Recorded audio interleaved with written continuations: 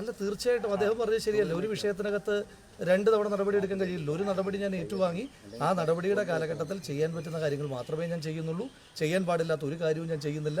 പാർട്ടിയുടെ ഒരു തരം അച്ചടക്കത്തെ ഞാൻ ലംഘിക്കുന്നു. രമേശ് ചെന്നിത്തല പറഞ്ഞപ്പം മുഖവിലെടുക്കുന്നില്ലേ? അതാണ് പുതിയ ശ്രീ രമേശ് ചെന്നിത്തല എന്റെ നേതാവാണ്. ശ്രീ രമേശ് ചെന്നിത്തല എന്താണോ പറഞ്ഞത് നല്ല ബോധ്യം എനിക്കുണ്ട്.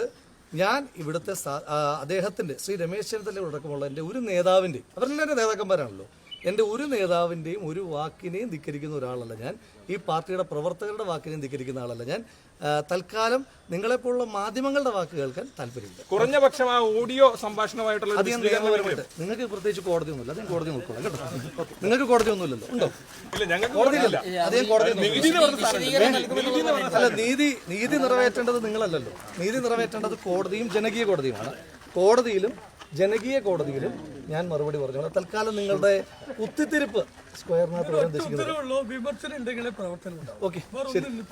അപ്പം ഇവർക്കില്ലാത്ത പ്രയാസം നിങ്ങൾക്ക് വേണ്ട കേട്ടോ. അപ്പൊ അതുകൊണ്ട് നിങ്ങളെ പറഞ്ഞത് നിങ്ങൾ ചോദ്യം ചോദിച്ചുകൊണ്ടാണ് നിങ്ങളുടെ ചാനലിന്റെ പേര് പറഞ്ഞത്. വേറൊരാൾ ചോദ്യം ചോദിക്കുമ്പോൾ ആ ചാനലിന്റെ പേരിൽ ഞാൻ പറയുന്നത്. അപ്പം മീഡിയ വേണ്ട ചോദ്യം ചോദിക്കുന്നത് മീഡിയ വേണ്ട പേര്, മനോരമ ചോദ്യം ചോദിക്കുന്നത് മനോരമയുടെ പേര്. സാധാരണ പ്രവർത്തകന്റെ ദൗത്യം പൂർത്തിയാക്കാന്നുള്ള ഞാൻ ആദ്യമായി പാർട്ടിയിൽ വീട് കയറാൻ തുടങ്ങിയത് ഏതെങ്കിലും ഭാരവാഹിത്വം കിട്ടിയിട്ടില്ല. ഒരു ഭാരവാഹിത്വം ഇല്ലാതെ എനിക്ക് വോട്ടില്ലാത്ത കാലത്ത് ഇതുപോലെ സ്ലിപ്പും പിടിച്ചുകൊണ്ട് വീട് കയറി തുടങ്ങിയതാണ്. ആ ശീലം എൻ്റെ മരണം വരെ തുടരും. എൻ്റെ പ്രദേശത്ത് ഞാൻ ഏതെല്ലാം പ്രദേശത്ത് പ്രവർത്തിക്കുന്നു ആ പ്രദേശത്തെ കോൺഗ്രസിന്റെ പ്രവർത്തകരെ, UDF പ്രവർത്തകരെ, നേതാക്കന്മാരെ ജയിപ്പിക്കാൻ എന്നെ കൊണ്ട് സാധ്യമായ നേതാക്കള് പങ്കെടുക്കരുത്. അല്ല, ഒരു കാര്യം നിങ്ങൾ മനസ്സിലാക്കുന്നത്, സ്വാഭാവികമായിട്ട് കോൺഗ്രസ് പാർട്ടി ഒരു നടപടി എടുത്തു. ആ നടപടി എടുത്തിട്ട് ആ നടപടിയുടെ കാലയളവിൽ എന്തെല്ലാം ചെയ്യാമെന്ന് എനിക്ക് ബോധ്യമുണ്ട്. അത് നേതാക്കന്മാർക്കും ബോധ്യമുണ്ട്.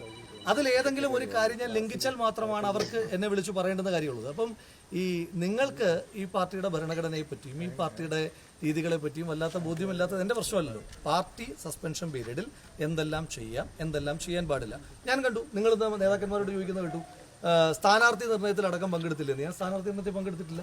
അത് ഇവിടെ സ്ഥാനാർത്ഥി നിർണയത്തിന്റെ ചുമതല ഉണ്ടായിരുന്ന ശ്രീ VK ശ്രീകണ്ഠനും അതുപോലെ തന്നെ ഇവിടുത്തെ DCC പ്രസിഡന്റും അടക്കമുള്ള ആളുകൾ പറഞ്ഞല്ലോ. ഞാൻ പറയുന്നുണ്ടല്ലോ ഞാൻ സ്ഥാനാർത്ഥി നിർണയത്തിൽ പങ്കെടുത്തില്ല എന്ന്. പിന്നെ നിങ്ങൾ എങ്ങനെയാണ് പറയുക?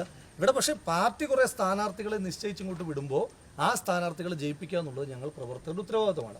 ആ ഉത്തരവാദിത്തം ഞങ്ങൾ നിറവേറ്റും. അത് നിങ്ങൾ എത്ര കിടന്ന് വാർത്ത കൊടുത്താലും എന്ത് ചെയ്താലും കോൺഗ്രസിനെ UDF ജയിപ്പിക്കാൻ സാധ്യമായതെല്ലാം ഞാൻ ചെയ്യും. അതിനകത്തൊന്നും ആർക്കും ആശങ്ക വേണ്ട.